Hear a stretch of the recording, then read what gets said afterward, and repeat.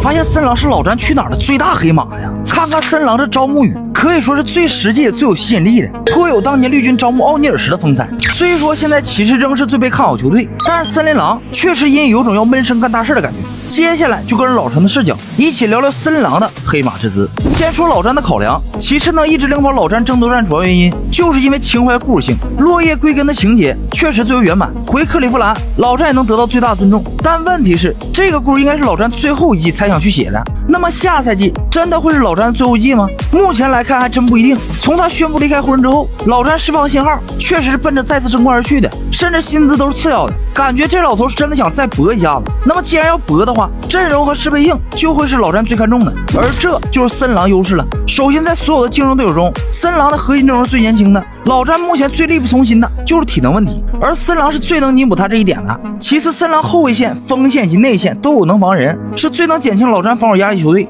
最后在进攻端，森狼的外线火力也是众多追求者中最凶猛的球队，有防守兜底加有三分空间，这样的搭配会让现阶段老詹最舒服，并且一旦在森狼搏成功了，老詹的收益也是最大的。如果老詹能在森狼以核心之一的身份夺冠，那么老詹就率领4支不同球队完成登顶，这个壮举将会是历史唯一，并且万一再拿一个 FMVP 的话，那这个事儿就更加恐怖了。同这些追求他球队中，只有森狼历史上还没拿过冠军，老詹这个传奇性又再次拉满，所以即使就打1年，森狼也极大概率会退役他球衣。能被4支球队退役球衣的话，老詹又会创造 NBA 的新历史。以上这些收益都是其他球队给不了的。如果老詹想要再搏一次的话，那为啥不搏最大呢？这也是森狼为什么会对老詹说终结GOAT的讨论原因。而目前的阻碍，一是森狼城市吸引力不足，老詹以及家人可能不想去寒冷明尼苏达；二是森狼薪资空间只能开出老将底薪，如果老詹底线是中产的话，那森狼就被淘汰出局了。所以森狼目前能走的路线只能是不断激发